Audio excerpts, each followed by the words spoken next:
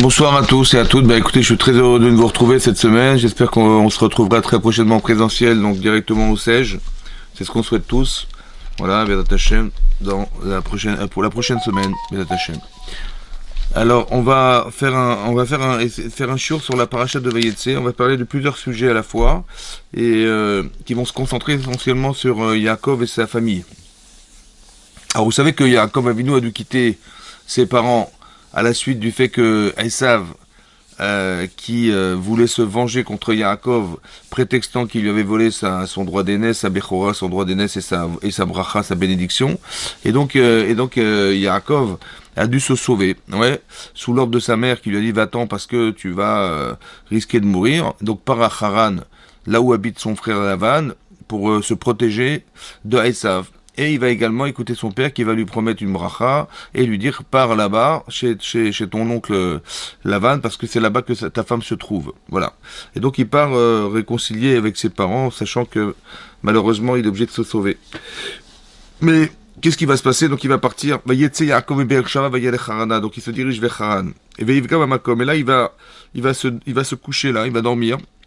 Il va se coucher là, dit Rashi, parce que pendant 14 ans de sa vie, après avoir quitté ses parents, il n'est pas directement parti voir son oncle à Haran, mais qui était en Irak, mais il est parti à la yeshiva de Shem Ve'ever. Et parti à la yeshiva, il va rester 14 ans de sa vie à étudier la Torah avec beaucoup d'intensité. Et là, on nous dit, il a dormi à cet endroit. Là, précisément, il va dormir là où on a fait la Akedat Yisrak, et là où le temple va être construit un jour. Voilà où a été construit le temple. Et c'est là qu'il va dormir. Et Rachid nous dit, il va s'allonger, pardon. Et là, Rachid nous dit qu'il s'est allongé là, mais pas pendant qu'il était à la yeshiva, à l'étude de la Torah, à la yeshiva de Shem Ve'ever, dans le centre d'études de Shem Ve'ever. Il s'est pas allongé, c'est-à-dire qu'il a étudié la Torah sans s'allonger. Il était assis sur sa chaise et il étudiait la Torah, il devait s'assoupir, il restait sur sa table et sur sa chaise, mais jamais il s'est allongé. Là, on nous dit qu'il vient de s'allonger, là. Et ce sommeil a été provoqué par Hachem pour que justement il puisse rêver.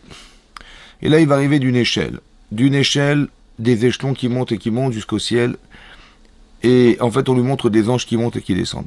Le Midrash d'expliquer qu'en fait il s'agit des pérégrinations du peuple juif dans l'histoire.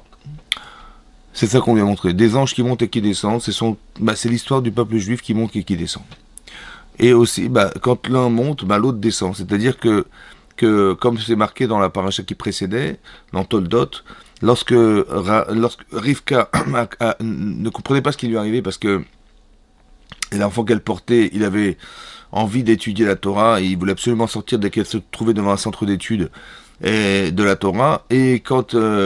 Et aussi, malheureusement, il était un peu paradoxal puisque lorsqu'elle se tournait vers un centre, elle passait devant un centre d'idolâtrie, tout à coup, il voulait sortir également avec autant de puissance que lorsqu'il a voulu sortir dans un centre d'études de Torah.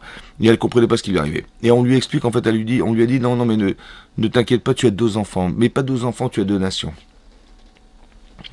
En fait, Rivka portait les 2 nations en elle. De la même manière que Avram, il a eu Yitzhak et il a eu Ishmaël, ce sont 2 nations aussi, parce que Yitzhak correspond à ce que Hachem a promis à Avram Avinu qu'il aurait une descendance, et par Yitzhak, sa descendance se multipliera, et Ishmaël est la nation orientale. En fait, il représente à lui tout seul tout ce qui représente l'Orient, en fait, tout ce qui représente l'islam qui peut représenter aujourd'hui ce qu'on sait de la religion musulmane.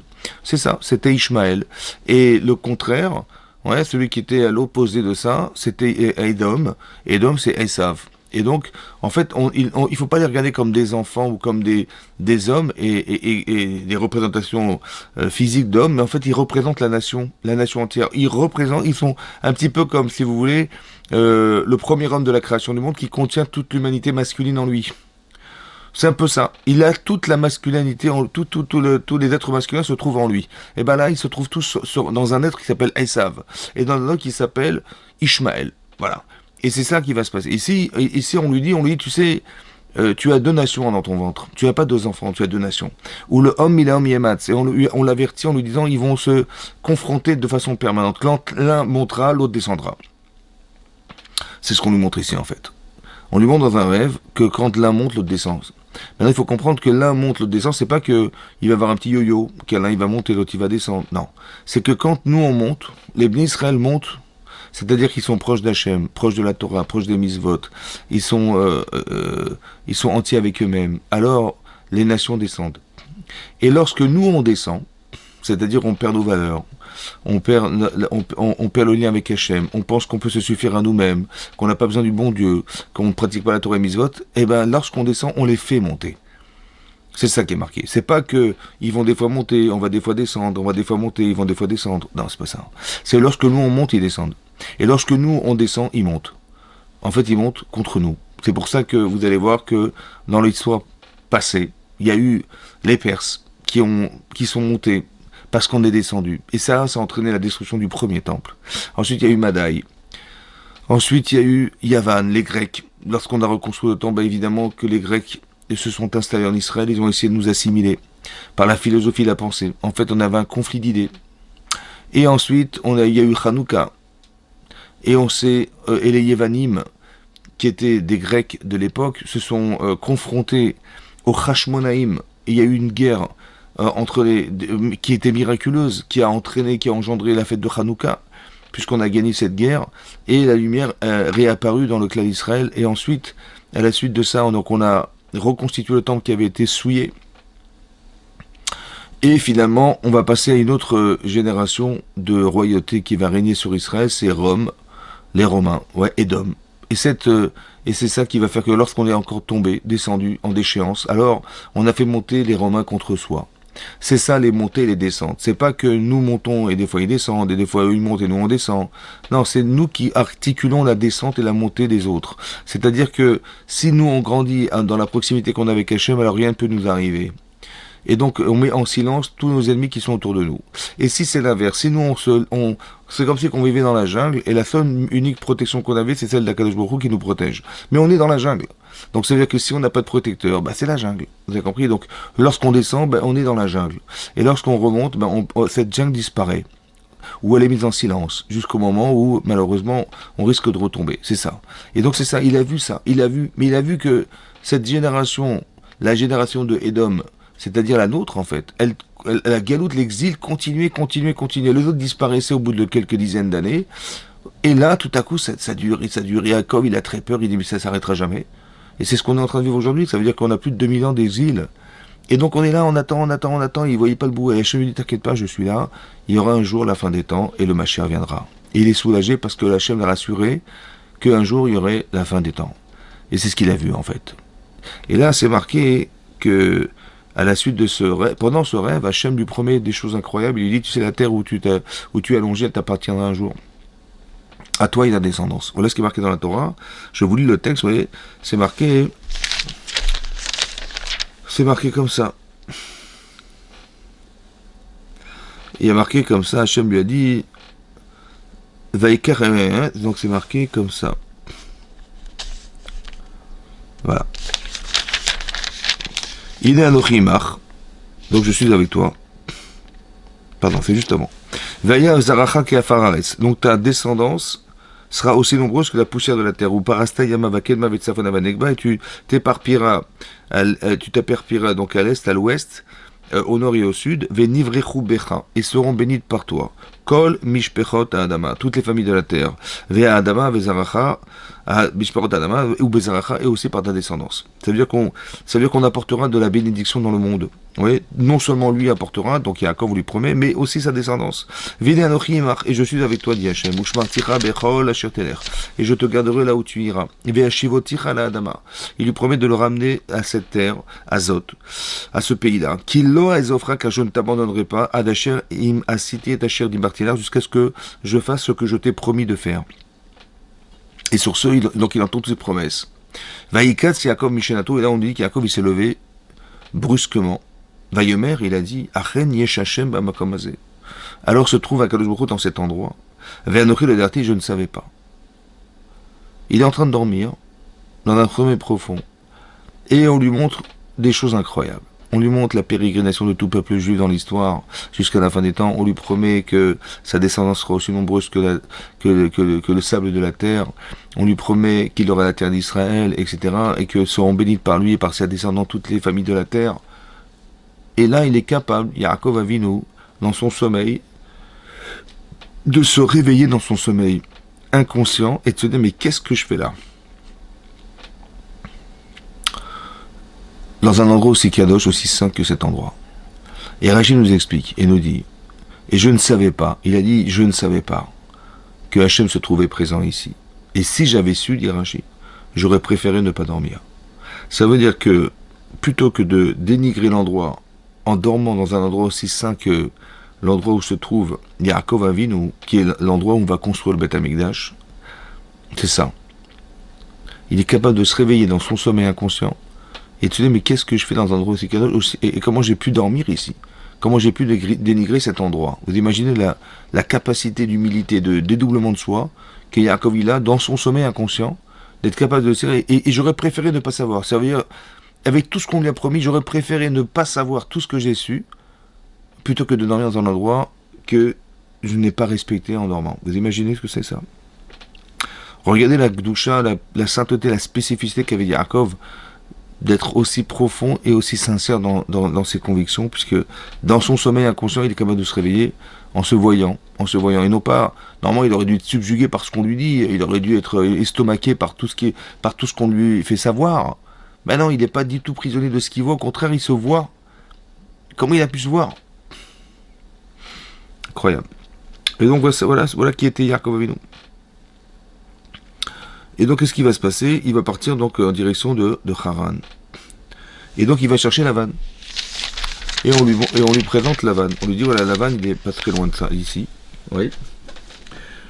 Et là, c'est là qu'il va rencontrer sa future femme. Il va rencontrer Rachel et on nous dit qu'il a pleuré à cet endroit. Il a pleuré à cet endroit parce que quelque part, il a su qu'elle ne serait pas enterrée avec lui. Dramatique. Et donc il voit ça, donc il sait que c'est sa femme, il sait qu'elle est sa femme, il sait que elle ne sera pas enterrée avec lui, et ça, il en pleure. C'est pour vous dire combien il était convaincu que c'était son épouse. Il n'avait pas aucun doute sur elle. Qu'est-ce qui va se passer? Donc sa femme, sa fiancée, il promet qu'il va l'épouser, elle va rencontrer son père, et elle va lui annoncer qu'il arrive. Et c'est ce qui va se passer. Il va rencontrer son futur beau-père. Et là, me dit la Torah, je vais pour 2 secondes.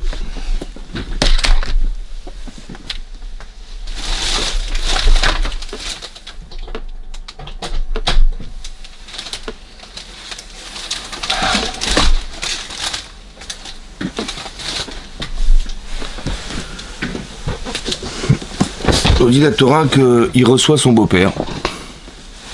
Il est reçu par son beau-père, et il va devoir travailler chez lui. C'est ce qu'il lui dit. En fait, il a travaillé pour rien, quoi.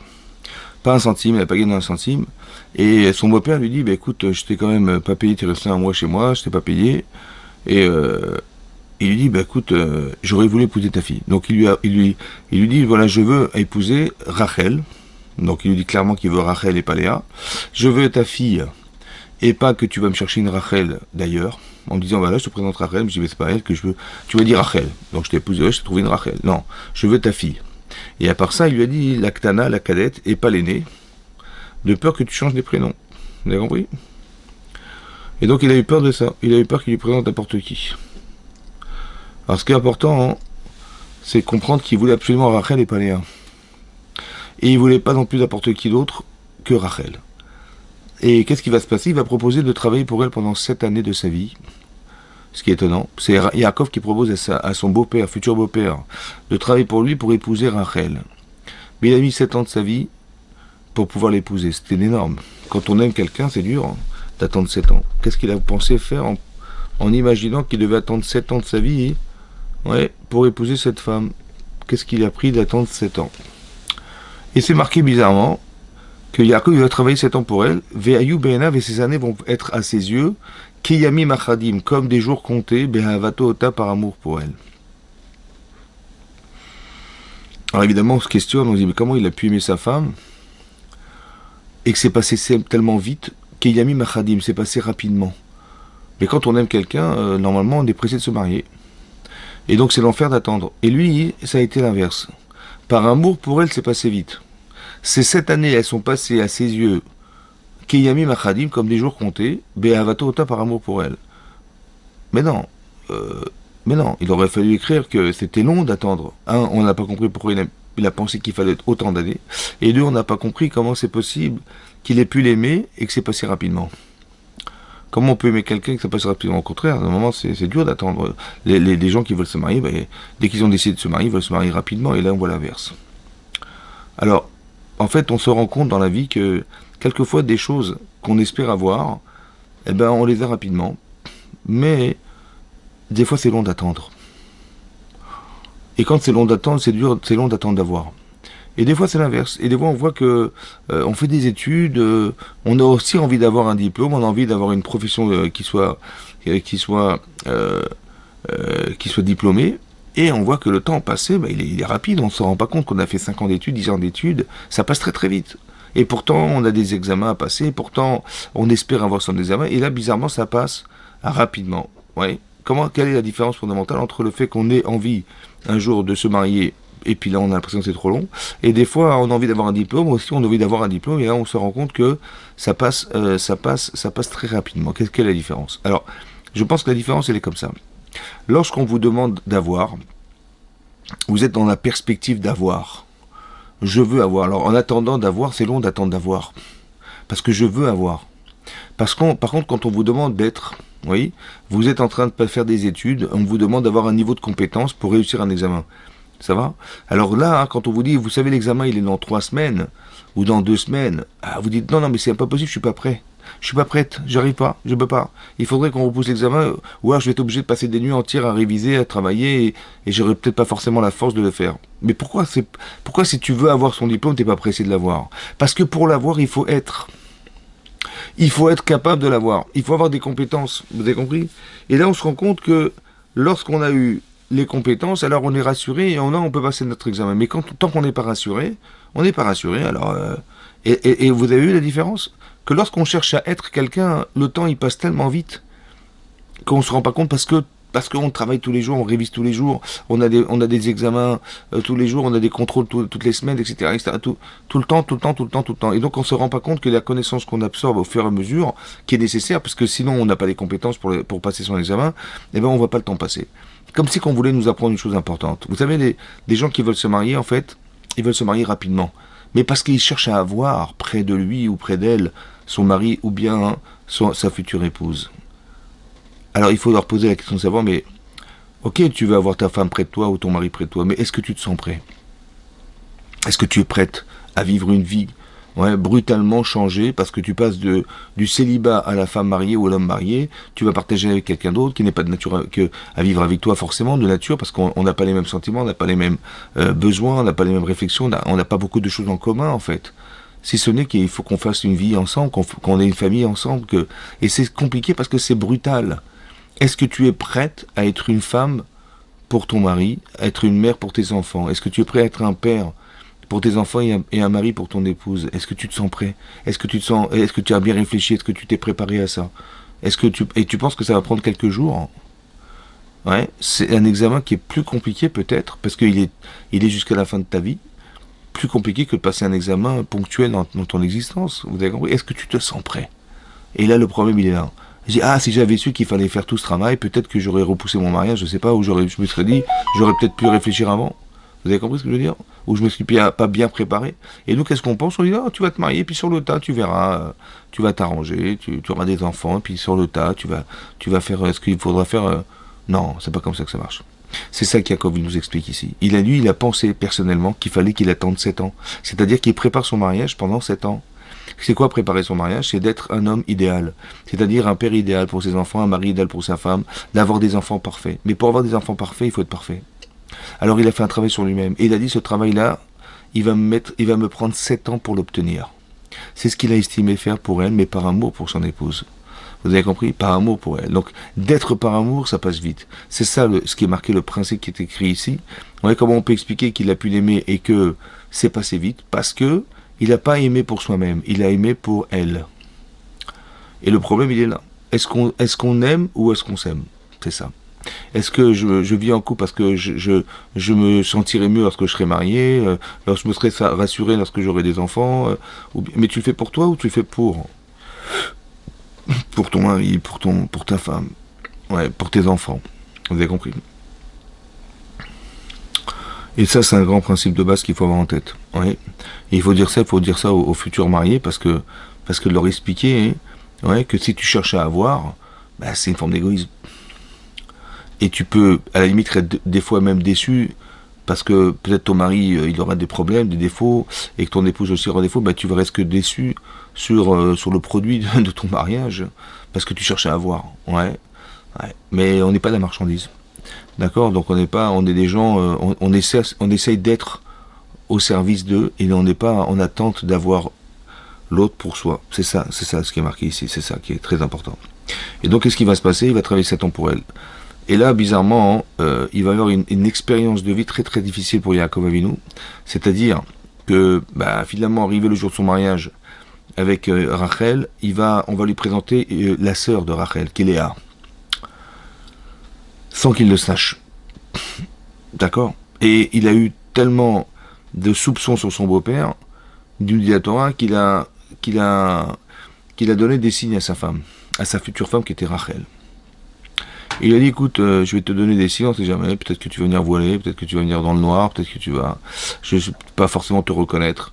Et donc j'aurais aimé que tu me donnes ces 3 signes qui sont bah, la Adlakat Nerot, Adlaka, d'allumer les bougies, de la Nida, et aussi la Afrashatrala, le prélèvement de la Chala sur la pâte. Ce sont des signes que personne ne connaîtra et que personne ne connaît sauf toi. Et donc si je te demande si tu es Rachel et que tu me donnes ces 3 signes, je saurai que c'est toi. Et qu'est-ce qui va se passer? Lavan, il va dire ok, on va faire le mariage, un grand festin, mais il prend avec lui Léa. Léa accepte de rentrer sous la choupa de sa sœur. Bizarre.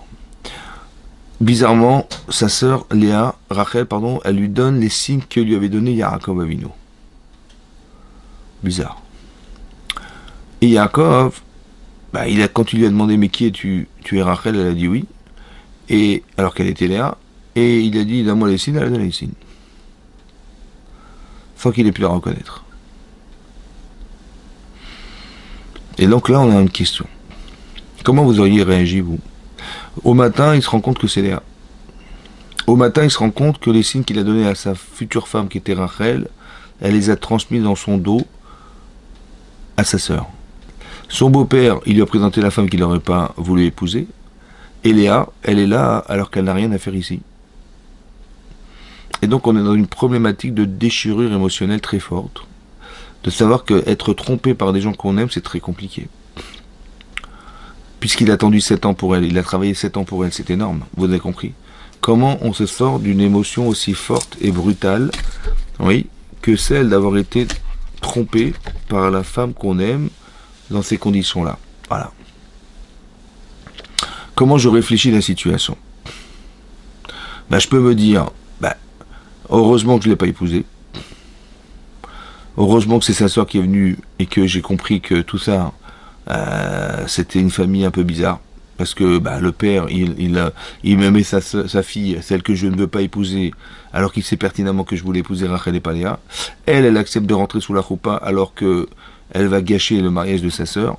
Et Rachel, bizarrement, elle lui donne les signes que je lui avais transmis pour être certain que c'était elle qui allait sous le dénuptial et pas sa sœur. Donc on a affaire à une tricherie, une tromperie, une escroquerie qui est démentielle. Ouais. Donc comment on réagit? Bah, si on écoute son cœur, on se sauve. On part en courant et on dit oh là là, je fais mes valises et je me sauve tout de suite. Et bien si elle essaie de m'expliquer ce qui arrive, je suis pas capable de l'entendre parce que là, ça a été trop dur. Parce que 7 ans passés pour ça et pour rien, c'est impossible d'entendre. Comment on est, nous, une situation pareille, dans un cas où on a une défaillance, une déchirure émotionnelle très grande, ouais, une déchirure amoureuse comme ça, comment on fait? Comment on fait pour s'en sortir? Puisqu'on sait à la suite, on sait qu'il va les épouser toutes les deux, donc c'est bizarre, comment ça marche? Alors la chose est la suivante. Très important que vous entendiez ça. En fait, le principe, il est clair. En fait, on se dit, bah, elle a trompé Yaakov en donnant les signes à sa sœur, elle a trompé Yaakov Avinu. Évidemment, c'est comme ça. Mais est-ce que tu es sûr de ce qu'elle a fait? Est-ce que tu peux prétendre qu'elle a trompé Yaakov Avinu? Ben, je dis, bah oui, elle lui a pas dit, évidemment, elle lui a pas dit, et puis surtout qu'il lui a fait confiance, et puis c'est pas du tout ce qu'elle a fait, elle a donné des signes à sa sœur, alors qu'elle savait pertinemment qu'elle ne pouvait pas, qu'elle devait pas les donner, et que c'était un signe entre eux. Mais est-ce que tu sais pourquoi elle a fait ça? Je dis, ah, ça je peux pas dire. Est-ce que c'est normal qu'elle ait fait ça? Bah ça non. Donc c'est pas normal, parce que c'est aussi son mariage, et d'un autre côté, je sais pas pourquoi elle a fait. Bah soit je me dis, bah écoute, j'ai rien à faire dans cette famille, soit je me dis, le Yitzhara il est fort quand même. Il est brutal là. Là il est vraiment, vraiment très fort parce que la déchirure émotionnelle est énorme. Et peut-être que c'est le Yitzhara qui veut me faire croire que je ne dois pas l'épouser alors que c'est la femme de sa vie. Vous comprenez ou pas? Comment on va pouvoir déterminer est-ce que c'est pour le bien ou c'est pour le contraire? Pour le bien en me disant ouais, heureusement que je ne l'ai pas épousé, je m'en vais. Soit c'est pour le mal, c'est-à-dire pour ne pas permettre à Yaakov d'épouser Rachel. Comment ça se réfléchit? Alors, puisque Yaakov ne sait pas pourquoi Rachel a fait une chose pareille, alors il lui dit comme ça. Si elle me dit que je l'ai fait parce que je voulais pas t'épouser, alors Yaakov il va quitter cette maison. Et il aura le regret d'avoir travaillé tellement d'années pour rien. Mais si elle lui explique pourquoi elle a fait ça, donc sa frustration va disparaître à la mesure de son explication. Si elle explique à Yaakov pourquoi elle a donné les signes à sa sœur, et que ça lui paraît cohérent et logique, eh ben sa frustration disparaîtra. Ça veut dire qu'il faut être capable, et c'est très difficile, mais on n'a pas ce genre d'épreuve, mais évidemment, mais simplement d'expliquer aux gens qui sont tombés dans ce genre d'épreuve, pas à ce niveau-là, mais bien sûr, mais à un niveau d'épreuve de frustration émotionnelle, de savoir que c'est qu'un problème d'interprétation. Que la personne, Yaakov, il doit interpréter, soit il se dit, ben, en fait j'en sais rien, je ne sais pas pourquoi elle a fait, donc j'interprète, je pense qu'elle a fait ça, malhonnêtement, mais c'est une interprétation. J'en sais rien en fait, je ne sais pas pourquoi elle a fait ça, j'en sais rien, je comprends pas. Mais je sais pas en fait, c'est pas que je sais même pas pourquoi elle a donné les signes à sa sœur. Donc quand tu sais pas, c'est déjà une interprétation. Tu penses que, ouais, tu penses, mais peut-être que tu as raison, peut-être que tu as tort. Donc pourquoi tu as tout de suite pensé avoir tort? Parce que de travailler 7 ans pour quelqu'un et de savoir qu'elle a fait exactement l'inverse de ce qu'on a pensé, l'émotion est très très forte. La frustration est proportionnelle à tout l'investissement de Yaakov Avinu. C'est ça qui est problématique dans la vie. Quand on s'investit pour quelqu'un, on a l'impression d'avoir été trahi. Mais c'est qu'une impression. Soit c'est vrai, soit c'est faux, j'en sais rien. Je sais pas. Alors, je vais l'interroger. Ça veut dire que mon cerveau, il doit être indépendant de mes émotions. Quand je dis indépendant, ça veut dire quand je réfléchis, je me dis, attends, je veux pas me faire avoir, je veux pas rater ma vie, je veux pas gâcher ma vie. Je ne sais pas, je sais pas. Donc, bah, il faut que je le sache, donc je vais lui demander. Vous avez compris comment ça marche? Et donc Yaakov, il va interroger Léa. Comme ça, c'est marqué dans le Midrash Tanhuma. Il va lui dire, écoute, selon ce que je sais, tu es une menteuse. Mais pas seulement une menteuse, tu es une menteuse fille d'un menteur. Parce que ton père aussi, il m'a trompé en te proposant. Mais pourquoi tu as accepté? Le pourquoi tu as, quand je t'ai demandé c'est toi Rachel, tu m'as dit oui, je suis Rachel, mais tu m'as menti. Et là, elle va répondre, selon les Midrash, elle va dire, mais tu sais, il n'y a pas d'élève sans maître. Mon maître, c'est toi. Je dis, comment ça, c'est moi? Ben oui, c'est moi, c'est toi, parce que quand tu t'es présenté devant ton père Yitzhak, et il t'a dit, mais qui es-tu? Tu as dit, je suis Esav Bechorecha. Je suis Esav, ton fils, ton aîné. Ben tu as menti à ton père. Ben comme tu mens, ben moi aussi j'ai menti. Et j'ai appris de toi, il n'y a pas d'élève sans maître. Voilà ce qu'elle a répondu. Maintenant, le problème, explique le Rav Harry Cohen. Il dit, mais elle n'a pas répondu à la question. Il lui dit, mais pourquoi tu m'as menti? Elle dit, parce que tu mens. Oui, j'ai compris, mais je voudrais juste savoir pourquoi tu me mentis, toi. Ouais. Elle n'a pas répondu à la question. En fait, il explique qu'elle a répondu à la question. Pourquoi? Parce que pourquoi Yaakov, il a trompé son père? Parce que Israël qui pensait donner la bracha, la bénédiction à Esav. Or, il ne savait pas que Esav avait vendu son droit d'aînesse. Et que celui qui l'avait racheté, c'était Yaakov. Et comme il était absolument certain, Israël qui devait bénir Esav, malheureusement, à cause de son entêtement à penser qu'il fallait bénir Esav, Hachem, il était obligé de le rendre aveugle. C'est ce qu'explique Rashi.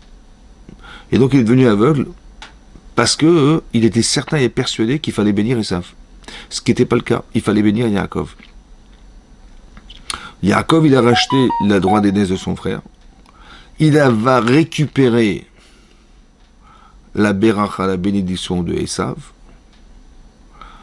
Et on sait pertinemment que Léa, elle était censée normalement épouser Esav. Mais elle pleurait toute la journée. Elle ne voulait pas l'épouser. Elle voulait un tzaddik. Alors il lui a dit comme ça, quand tu as menti à ton père, en prétextant que tu étais Esav, tu as pris la femme d'Esav. C'est moi la femme d'Esav. Vous avez compris ce qui se passe? C'est ça. C'est pour ça qu'il a accepté d'épouser. Mais pour faire ça, il faut être capable de se dire, si elle m'explique pourquoi elle fait ça, alors j'aurai jamais de frustration vis-à-vis d'elle. Et si Rachel, pareil, elle m'expliquera pourquoi elle a fait ça, je n'aurai pas de frustration. Maintenant, comment Rachel va se justifier? Pourquoi Rachel a été prête à donner des signes à sa sœur? C'est marqué dans l'introduction de Echa, qu'on lit à Tisha B'Av. C'est marqué là-bas que lorsque Hachem a détruit le temple et qu'il a dû exiler les Bnei Israël d'Israël pour les envoyer en Babylonie, alors il a interrogé les Avot, les patriarches, Avraham, Israël et Yaakov. Et personne n'a réussi à donner un argument pour faire que l'exil s'arrête un jour. Jusqu'à ce que Rachel est venue. Et elle a dit une chose bizarre à Hachem, elle lui a dit, ne sois pas jaloux des enfants d'Israël. Ne sois pas jaloux qui pratiquent l'idolâtrie. Parce que moi aussi, j'aurais pu être jalouse de ma sœur. Eh ben, je ne l'ai pas fait. C'est-à-dire que quand elle s'est présentée sous la roupa, eh ben, j'ai pas jalousé ma sœur. Je lui ai même donné des signes pour qu'elle épouse mon mari.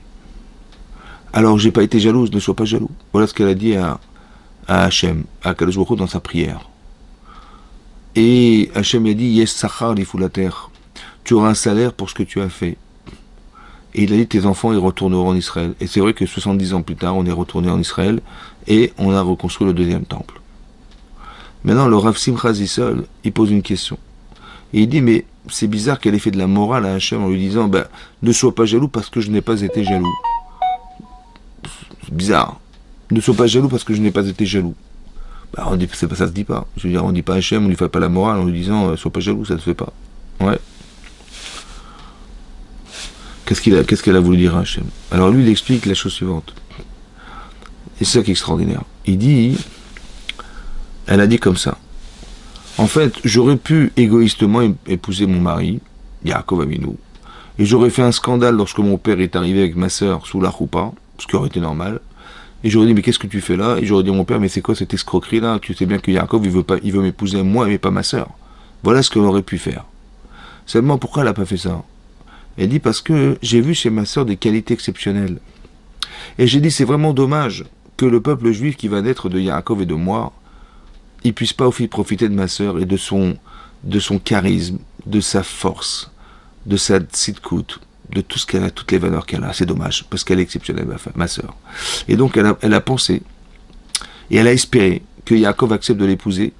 Pourquoi faire? Pour que le peuple juif ne se ressemble pas simplement à un couple qui s'appelle le couple de Yaakov et de Rachel, mais qu'on puisse aussi élargir ce couple et le rendre beaucoup plus original en faisant que ma sœur Léa, elle puisse épouser mon mari. C'est ça que j'ai fait. Je l'ai fait pour toi. Je n'ai pas jalousé ma sœur, je l'ai fait pour toi. Et toi, tu veux détruire le peuple que j'ai fait pour toi. Vous avez compris ce que je veux dire? Il dit, tu as raison. Yeshachar les fous la terre. C'est-à-dire que lorsqu'on le fait pour soi-même, alors ça restera pour soi-même. Mais lorsqu'elle le fait pour Hachem, c'est énorme. Vous avez compris ce qu'elle a fait. Et c'est ça qui a convaincu Hachem et qui lui a permis de ramener les Israël en Eretz Israël 70 ans plus tard. Elle dit, yes, et il a dit, yes, Shachar la terre. Ce que tu as fait est extraordinaire, en fait, parce qu'elle l'a fait pour lui, en fait. Et il fallait qu'il l'entende. Et c'est ça la prière. Et c'est ça cette femme. Vous avez vu que, à la différence des hommes, vous avez vu que Ishmael, il voulait tuer Yitzhak. Vous avez vu que Esav, Caïn, il voulait tuer Evel. Il a tué Evel. Vous avez vu que Esav, il voulait tuer Yaakov. Et vous avez vu que les frères de Yosef voulaient éliminer Yosef. Vous avez vu que le problème de relations qui sont des relations fratricides ne se trouve pas chez les femmes. Rachel, elle a donné naissance à sa sœur. On verra plus tard que lorsqu'elle va tomber enceinte pour la dernière fois à Léa, elle va se dire, mais si moi j'ai un 7e enfant, ma sœur, elle n'en aura qu'un. Moins que toutes les servantes. Et c'est pas possible. Alors elle a prié Hachem dans les 40 jours de sa grossesse pour que l'enfant qu'elle porte, qui était Yosef, puisse être accouché par Léa, par Rachel. Et donc, elle a fait abstraction d'elle-même pour sa sœur. De la même manière que sa sœur a fait abstraction d'elle-même pour sa sœur, pour Léa, en fait. Vous avez compris? Ça veut dire que... Mais ça s'est pas fait comme ça, naturellement, évidemment. Pourquoi ça s'est fait comme ça? D'où elle a eu l'intuition de faire une chose pareille, Rachel? Peut-être. Parce que on nous dit dans la Torah que Lavan, il avait 2 filles. Une qui s'appelait Léa, une qui s'appelait Rachel. Mais Léa est née à Rakot. Et Léa, elle pleurait toute la journée. Elle se disait, mais je ne veux pas épouser cet homme, je veux avoir un tzaddik, je ne veux pas épouser Esav. Elle pleurait pendant des années, elle a pleuré. Et on voit que la prière qu'elle a dû faire, qui était d'une intensité extrême, lui a permis non seulement d'épouser Yaakov avant sa sœur Rachel, mais elle a eu autant d'enfants que toutes les femmes réunies, qui étaient Bilha, Zilpa et Rachel. 6 enfants elle a eu. Plus Dina, 7. Vous imaginez? La force de la prière. La force de la prière. C'est pour ça que tout le travail qu'elle a dû faire, c'était avant son mariage. Tout le travail qui lui a permis d'accéder à Yaakov, c'était ça. Et elle a eu des enfants tout de suite. Vous avez compris? Parce que tout le travail avait été fait au préalable. Tout avait été fait en préliminaire de son mariage. Et donc c'est comme ça qu'il a pu épouser ces 2 femmes. Seulement, c'est marqué dans la Torah, Vieillard Yaakov, Rachel Miléa. Comment c'est marqué? Parce que lorsque Lavan, il lui a dit, écoute, on n'a pas l'habitude de donner la cadette avant l'aîné. Et donc c'est pour ça que je t'ai proposé Léa. Bon. Lui, il a compris que ça ne voulait rien dire, mais qu'il a compris qu'il devait épouser ces 2 femmes. Et donc Lavan lui dit, écoute, tu vas attendre une semaine, après le mariage que tu vas faire avec Léa, que tu as déjà fait, et une semaine après, je te donnerai, tu épouseras Rachel. Mais il va falloir à condition de travailler 7 ans pour moi. Voilà ce qu'il fallait faire. Et donc il va refaire encore 7 ans pour épouser Rachel finalement. Et là-dessus c'est marqué que Yaakov et Rachel. Et donc il est marqué qu'il va aimer, Rachel, mais il va Gam Rachel Miléa, il va aimer aussi Rachel. Oui, c'est marqué Vayavo Gam el Rachel, Vayehav Gam et Rachel Miléa. Il va aussi aimer Rachel, mais plus que Léa. Il va aimer Rachel plus que Léa. Mais il aimait Léa. Et là, c'est marqué, bizarrement, c'est marqué Vayar Hachem qui se noie Léa.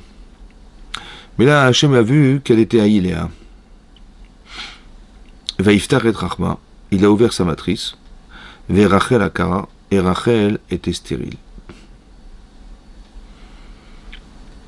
Marqué que Yaakov, il aimait plus Rachel que Léa. Mais il aimait Léa. Et il a marqué, juste après le passouk, le verset qui suit, c'est que Yaakov, Hachem a vu, ou Dieu a vu, qu'elle était haïe, Léa. Si elle était haïe par son mari, Yaakov, il aurait pu le savoir. Et c'est juste marqué l'inverse. Il a marqué qu'il l'aimait. Il n'a pas marqué qu'il la haïssait. Donc comment on peut expliquer que Hachem, il a vu de la haine, alors qu'il n'y a pas de haine? Il y a un manque d'amour. À part ça, c'est Hachem qui voit. Bizarre. Ça veut dire qu'il n'a pas vu Yaakov alors. Si c'est lui qui voit, et qu'on ne nous dit pas qu'Yaakov l'a vu, c'est que il n'y a que Hachem qui l'a vu. Ça ne se voyait pas. Si on avait été présent, on n'aurait pas remarqué la différence. Ça ne se voyait pas. C'est Hachem qui a vu la haine. La haine. Bon. À part ça, c'est écrit que Hachem, il a vu ça, et il a eu de la peine pour Léa, et donc il a ouvert sa matrice. S'il a ouvert la matrice de Léa, c'est qu'elle était stérile, elle était fermée. Ça veut dire que Léa était stérile. Rachel était stérile. Mais c'est marqué ici qu'il a ouvert sa matrice. Mais il a laissé la matrice de Rachel fermée. Ça veut dire qu'elle ne pouvait pas avoir d'enfant. Pourquoi je me fait une chose pareille? Pourquoi faire souffrir l'une pour libérer l'autre? Pourquoi Rachel elle devait souffrir d'être stérile pour permettre à sa sœur d'être fertile? Voilà. Combien ça coûte de se faire aimer par les autres? Pourquoi je dis ça? Parce qu'en fait, Hachem il a vu une carence que Yaakov n'a pas forcément vue, puisque c'est Hachem qui l'a vue. Donc quand on parle de haine, on ne comprend pas, mais quelle haine, de quelle haine tu parles? Puisque la haine, c'est de détester l'autre. Mais Yaakov, il détestait pas Léa, il l'aimait moins, c'est tout. De là, j'ai compris qu'en fait, on peut expliquer la chose suivante en disant que ce que voit Kadosh Baruch Hu, la haine que voit Hachem, c'est ce qui entame dans l'amour que Yaakov il devait avoir de Léa.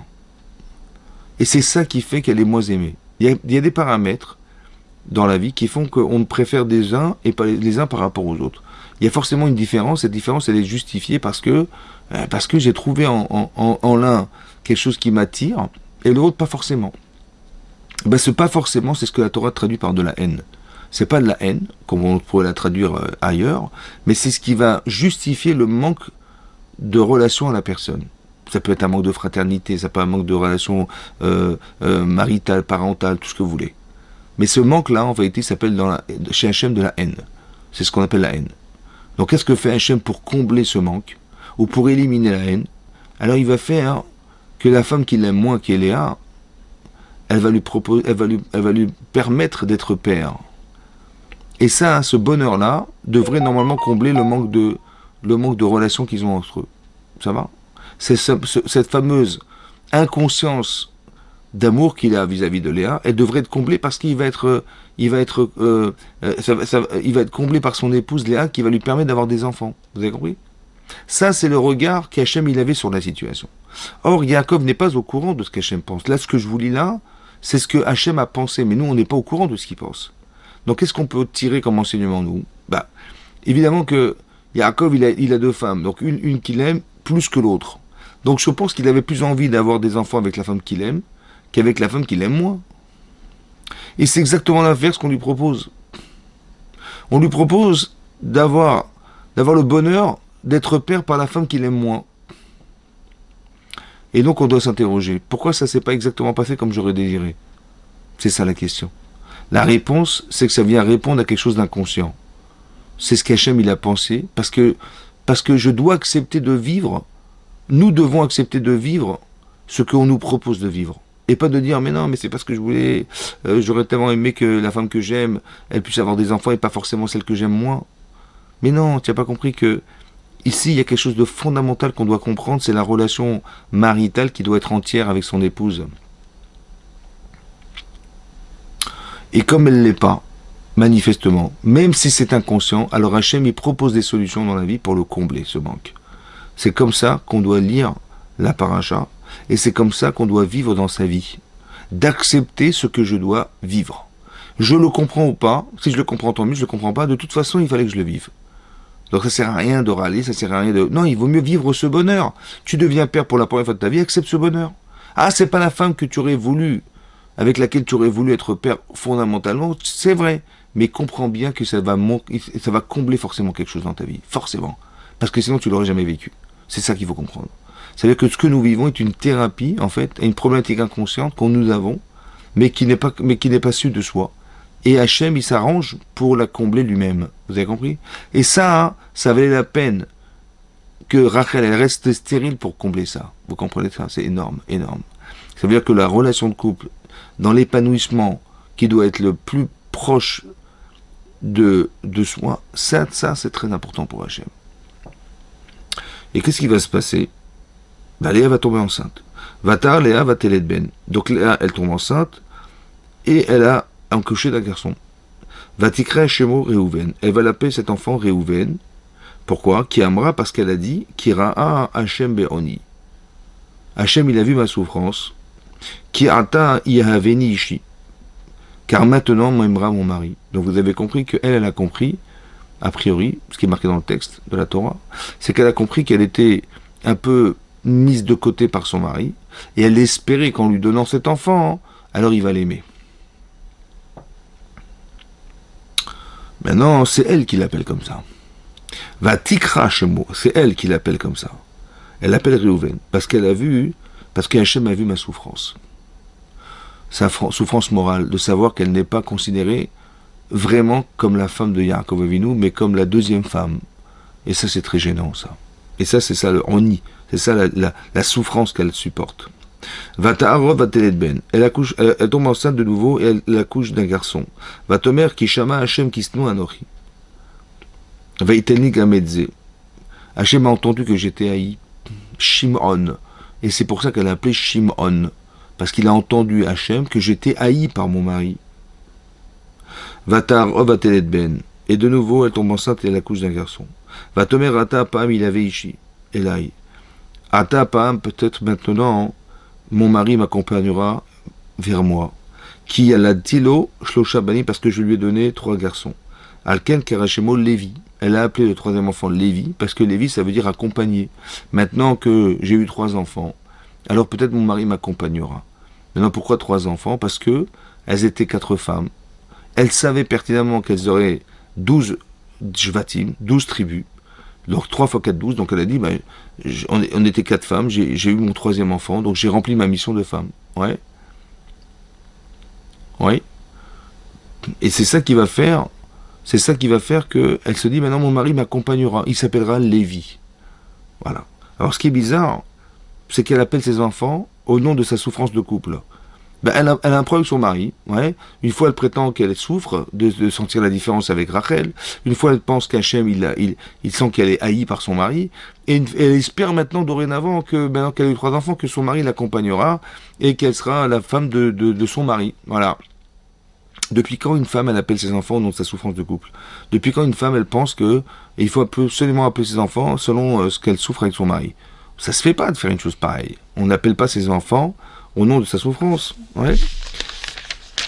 Pourquoi elle a fait une chose pareille? À part ça, hein, qu'est-ce qu'il a pu penser, Yaakov Avinu?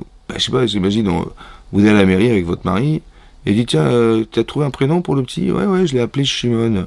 Pourquoi? Parce que Dieu, il a entendu que j'étais haï. Ah bon? Oui, à part ça, je l'ai appelé Réhouven aussi, le premier. Pourquoi? Parce qu'Hachem, il a vu combien je souffrais avec toi. Et le 3e, Lévi, pour Lévi, parce que maintenant, j'espère que tu vas me suivre. Hein, ça se fait pas, vous comprenez? Et Yaakov ne dit rien, c'est bizarre. À part ça, il y a un Rashi. Rashi nous dit ici qu'une autre définition qu'ont donné les Chachamim du prénom de Réhouven. Pirshur Rabotenu. Nos maîtres ont expliqué, donc les Chachamim, les sages de la Torah, ont expliqué que pourquoi elle l'a appelé Réhouven, parce qu'elle dit Réhouben. Regardez l'enfant, mot à mot. Elle a dit, regardez la différence entre mon fils et mon beau-frère. Mon beau-frère Esav. Mon beau-frère Esav, il a vendu son droit d'aînesse à Yaakov Avinu. Et malgré qu'il ait vendu, il a essayé, et lorsqu'il a su qu'il avait perdu cette Bechorah, il a essayé de le tuer. Regardez mon fils Réhouven, qui était l'aîné en fait de la famille. Mais il a perdu son droit d'aînesse, qui a basculé sur Yosef, l'aîné de Rachel. Et normalement, il aurait dû contester cette prise de Bechorah, de droit d'aînesse de Yosef à sa place. Il ne l'a pas contesté. Mais non seulement il ne l'a pas contesté, mais en plus, lorsqu'ils ont voulu le vendre, ses frères, Yosef, ouais, et ben qui c'est qui a été le chercher dans le puits qu'il avait préparé pour lui? C'est Réhouven. Regardez la différence entre mon fils et mon beau-frère. Voilà ce qui a marqué dans Rashi, au nom des Chachamim de la Torah. Pourquoi les Chachamim, les sages de la Torah, ils ont inventé une nouvelle raison qui n'est pas mentionnée dans la Torah? La Torah, elle nous dit clairement, il s'appelait Réhouven parce qu'Hachem, il a vu ma souffrance. Voilà ce qui est marqué dans le texte de la Torah. Et Rami dit, oui, mais il y a une autre explication de Réhouven, c'est regarder mon fils comme il est différent de mon beau-frère. Ben, j'ai compris, mais pourquoi nous avons inventé une nouvelle définition du prénom de Réhouven? Alors qu'est-ce qu'on peut dire sur ça? Alors écoutez-moi bien. Je pense que consciemment, elle l'a appelé Réhouven, comme c'est marqué dans les Chachamim, dans les sages de la Torah. Elle a dit, regardez, elle a vu que son fils était différent de son beau-frère, il avait des qualités exceptionnelles, elle l'a loué, en disant, il a perdu, il va perdre son droit d'aînesse, et quand bien même, il va essayer de sauver son frère, qui va lui récupérer son droit d'aînesse. Regardez la grandeur d'âme de cet enfant. Ça, c'est ce qu'elle a pensé, Bémet. Ce qui est marqué dans la Torah, c'est autre chose. C'est ce que Hachem pense. En fait, elle l'a appris comme ça, parce que, quelque part, on va transmettre à nos enfants ce que nous sommes. Elle se sent non désirée. Elle se sent mal. Alors ses enfants, ils vont le ressentir aussi. Réhouven, il va s'appeler Réhouven parce que elle va transmettre chez son enfant. Quand on dit qu'elle l'a appelé comme ça veut dire comme si ce qu'elle ressentait au moment de sa grossesse, c'est qu'elle se sentait secondaire. Elle souffrait de ça, moralement elle souffrait. Et bien l'enfant va le ressentir. Réhouven va ressentir, il va ressentir qu'il n'est pas accepté en fait par son père. Parce que sa mère ressent une forme de rejet. Elle va appeler son fils Shimon parce qu'elle se sent haïe. Il y a un manque d'amour de mon mari, il n'a toujours pas assimilé le fait que je sois sa femme complètement, et ça se ressent chez elle. Autant que, peut-être que ce n'est pas conscient, c'est ce qui est marqué dans la Torah, ça n'est pas forcément conscient, mais on transmet ce que nous sommes à nos enfants. Et vous allez vous rendre compte que ce décalage-là, il est fondamental. Pourquoi? Parce que malheureusement, on va voir plus tard que les enfants de Léa, ils ne vont pas supporter l'enfant de Rachel, qui est Yosef. Pourquoi? On est dans un terrain de haine. Ils vont mal interpréter son rêve, ils vont essayer de le vendre au détriment de leur père, sans consulter leur père, ce qui est étonnant quand même. Comment ça s'explique une chose pareille? Comment ils sont sûrs d'eux-mêmes sans consulter leur père? Ils vont priver leur père d'un enfant qui s'appelle Yosef, sans qu'ils le sachent. Comment c'est possible? Ben, ils ont pensé bien faire. Mais pourquoi ils l'ont fait? Parce qu'inconsciemment, il y avait ce décalage qui existait entre Yaakov et Rachel et Léa, au départ. Ça veut dire qu'on engendre ça. Vous avez compris que aimer, c'est très important. Parce que, en fait, ça va créer un décalage énorme dans les enfants. La déchirure familiale qu'on verra plus tard, elle est déjà engendrée par le fait qu'il y a déjà une déchirure entre un homme et sa femme. Et ce manque d'amour, il va engendrer un manque d'amour. C'est incroyable. Il faut faire attention à ce que la relation soit saine. Il faut faire attention à ce que, pendant la grossesse d'une femme, elle soit respectée, aimée, ne pas créer de conflit, parce que l'enfant, il va exactement ressentir toutes les souffrances morales qu'une femme peut ressentir au moment de sa grossesse. Très très important ça. Autant qu'elle le porte en elle, elle se sent secondaire. Elle est la seconde de la femme de Yaakov. Elle ne se sent pas être à la mesure de Rachel. Elle le sent. Et c'est ça qui va se passer.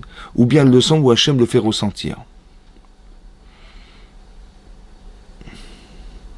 Vous avez compris? Et pour ça que c'est très important qu'il y ait une relation de couple qui soit saine. Parce que les enfants, ils vont naître de cette relation. C'est ça qui est marqué dans la Torah. Pour ça qu'après, le quatrième enfant, elle va l'appeler Vatarod Vatelet Ben, Vatomer Apaham. Ouais, elle va dire Apaham, Odé et Hachem. Cette fois-ci, je vais remercier Hachem. Alken Karachemu Yehuda. Elle a appelé Yehuda, parce que le mot Yehuda, dans le mot Yehuda, il y a Oda'a. On est des Yehudim, nous. Ouais, on est des Yehudim parce qu'on doit reconnaître, on doit remercier Hachem. Maintenant, pourquoi elle a appelé cet enfant Yehuda? Parce que Rachid expliquait, elle a dit Shenatalti yoter michelki, ou meata yeshli leodot. Et Rachid nous explique, j'ai pris plus que ma part. C'est pour ça que je remercie Hachem. J'ai pris plus que ma part. Qu'est-ce qu'il a voulu dire Rachid en expliquant une chose pareille? Ouais, qu'est-ce qu'il a voulu dire Rachid? J'ai pris plus que ma part. En fait, vous pouvez vous poser la question et vous demander. Il y a des gens qui vous disent jamais merci. Une fois, une femme, elle m'a dit, il y a des gens qui sont arrivés dans ma ville, ouais, et ils n'avaient ni travail, ni appartement, ni école. Et je l'aurais trouvé, j'étais à la mairie, je me suis battu, j'ai fait des dossiers, je leur ai trouvé un appartement. Je leur ai trouvé du travail. Et j'ai scolarisé les enfants. Elle me dit, vous croyez qu'ils m'auraient envoyé une carte de Shana Tova pour me remercier? Même pas une fois, ils m'ont remercié. Je dis, comment ça se fait que les gens ne savent pas dire merci? C'est quand même étonnant, quand même. Comment ça se fait qu'ils ne savent pas dire merci? Je vois une fois une femme, elle avait fait un super repas à son mari. Ouais. Un truc hors norme, quoi. C'était très très bon, très bien fait. On sentait qu'elle s'était vraiment investie, quoi. Et son mari, il mange. Je lui dis, ah, comment tu trouves le plat? Il me dit, ouais, très très bon, ouais. Bah, je dis merci à ta femme. Je dis merci. Bah, attends, je me suis pas marié pour rien, quand même. Bonne celle-là. Je me suis marié pour que ma femme, elle fasse des bons plats. Je lui dis, mais par contre, quand c'est pas bon, je lui dis, hein. Ah, quand il manque des choses, ou c'est pas comme ma mère, elle fait, ça, je lui dis.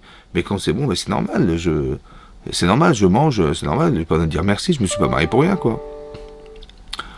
Comment ça se fait qu'on sait pas dire merci? Mais j'ai compris, mais si c'est bon, dis-le. C'est bon, mais dis merci à ta femme. Elle a fait des efforts, tu dis merci, c'est normal, non? Comment ça se fait que des fois, on sait pas dire merci, on sait pas remercier? En fait, le principe, il est marqué dans Rachi. J'ai pris plus que ma part. Ça veut dire quoi, plus que ma part? Ben, elle savait elle devait avoir 3 enfants. Et là, elle a eu 4. Ben, 4, c'est plus que 3. Mais pour dire merci, il faut déjà déterminer ce que tu attends des autres. Combien tu veux attendre des autres. Ben, quand tu attends tout, tu dis, j'attends tout. Donc, j'ai pas besoin de dire merci, parce que de toute façon, j'attendais tout. Par contre, qu'est-ce que tu aurais su faire, toi, sans ta femme? Ben, moi, je sais faire des omelettes, je sais faire un sandwich. J'ai compris, mais là, elle t'a pas fait un sandwich, elle t'a fait plus qu'un sandwich. Donc, c'est plus que ce que tu pouvais avoir. C'est plus que ce que tu pouvais avoir. Eh ben, ça, il faut dire merci.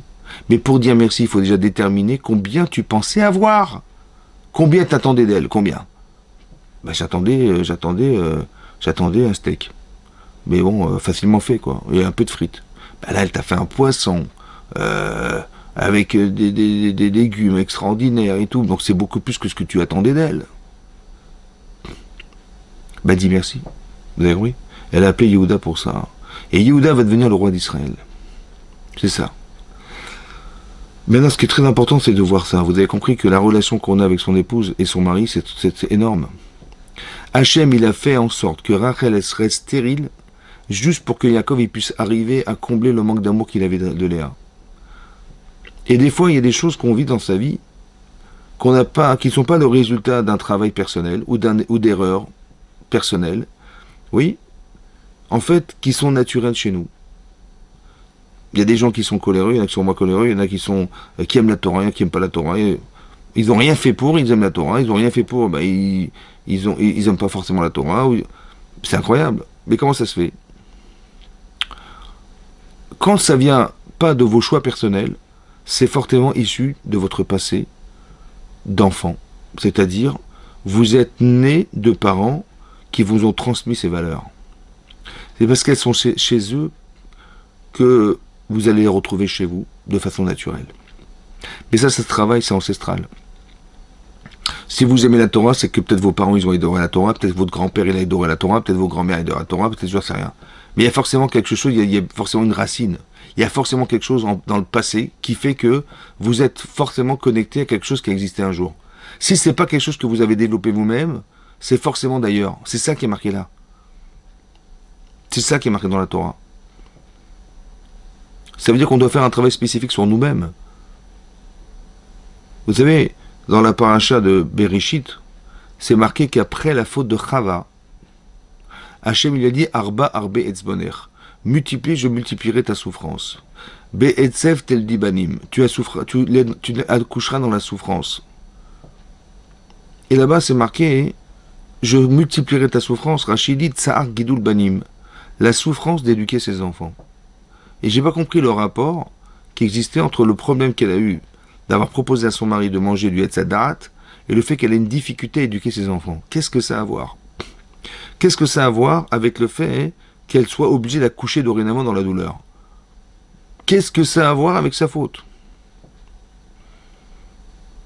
Quel rapport? Comme si que Dieu voulait la punir. Il fallait qu'elle souffre. Bizarre. C'est pas la manière de Hachem de procéder. Il fait pas souffrir pour rien. Il fait la souffrance, c'est un remède. En quoi c'est un remède?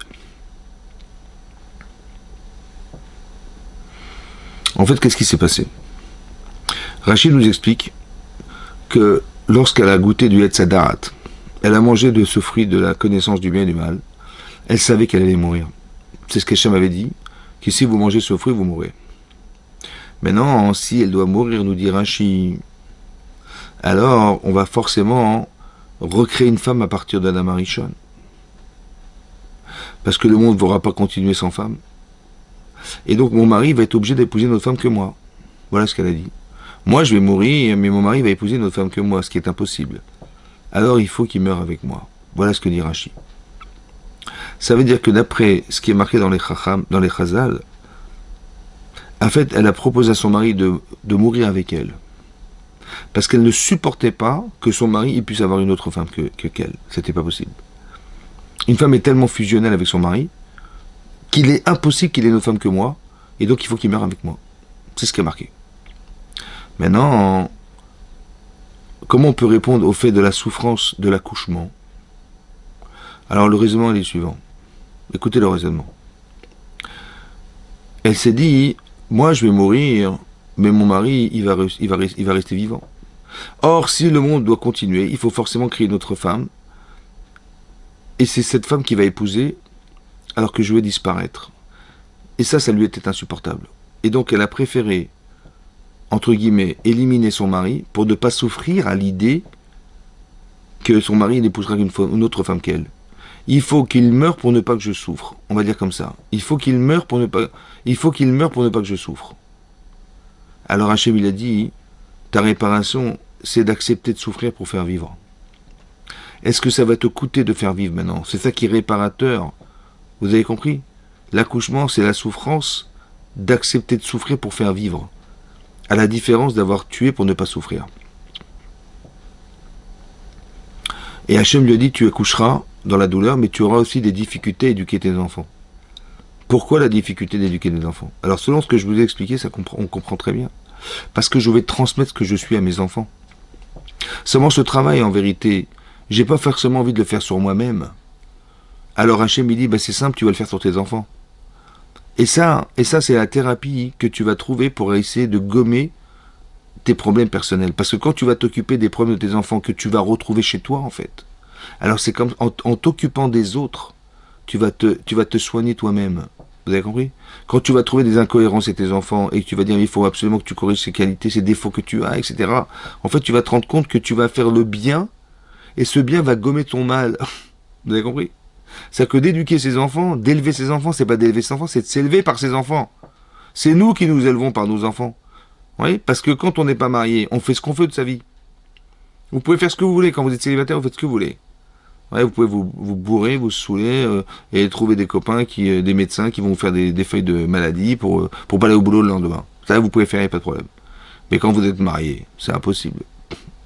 Tu ne vas pas dire à tes enfants, les enfants, on va faire un poker ce soir, hein, et on va s'amuser, on va bien jouer, on va se saouler, et puis demain, chez mon ami, j'ai un ami qui est médecin, il va nous faire des feuilles de soins, et vous allez pouvoir éviter d'aller à l'école demain matin. Ça n'existe pas. Donc je suis obligé d'être un père idéal. Je suis obligé d'éliminer tous mes défauts. Je suis obligé d'être juste avec mes enfants. Je suis obligé de faire attention à ce qu'ils vont voir. En fait, je me rends compte qu'on devient des tzadikim par nos enfants. Parce que c'est grâce à eux qu'on élimine toutes les erreurs qu'on peut faire dans sa vie. Vous comprenez ça? C'est un filtre en fait. C'est ça le tsar Guido Banim. La souffrance, parce que ce qu'on a engendré, on doit le corriger. Alors on va éduquer nos enfants pour corriger leurs erreurs, mais c'est corriger les nôtres en fait. C'est ça. C'est ça. Ouais. Et donc c'est pour ça que Yaakov il a dû faire un travail spécifique avant de se marier, pour éviter ces problèmes. Et c'est pour ça qu'on doit faire attention à avoir une relation de couple qui est très forte, ouais, qui est très aimante, parce que il faut pas s'aimer, mais il faut aimer.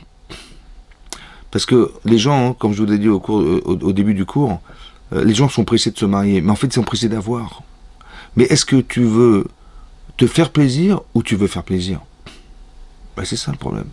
En fait, tu veux te faire plaisir d'avoir ton épouse à côté de toi, d'avoir ton mari à côté de toi. Mais c'est de l'avoir, c'est pas de l'être. Alors qu'en vérité, c'est l'inverse que tu devrais comprendre. C'est d'arriver à être la plus performante pour ce qui t'entoure, pour toi-même, pour tes enfants, pour ton mari, pour ta femme. Voilà, c'est ça qu'il faut réussir à faire. Il faut être, par amour pour la personne avec qui je vis, je dois être le plus parfait possible. Et pour ça, il faut étudier, il faut réfléchir, il faut se connaître, il faut mettre le meilleur de son côté. Voilà. Et au service de sa famille, au service de ce qui nous entoure. C'est ça, en fait. Faire abstraction de soi pour... C'est ça, en fait. C'est ça le message que je voulais vous transmettre ce soir. Et c'est ce message que j'espère que on va pouvoir absorber pour vivre avec.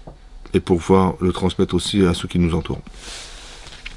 Voilà, donc on va dédier le cours Bezrat Hashem pour tous les otages, pour tous les prisonniers, voilà, et aussi pour les soldats et pour le clan Israël, voilà, Bezrat Hashem, pour la santé et la bonne santé de tous ceux qui ont été touchés par ce drame, et qu'Hashem nous envoie le Mashiach très bientôt. Amen, Kenny Ratson. Merci beaucoup de m'avoir suivi.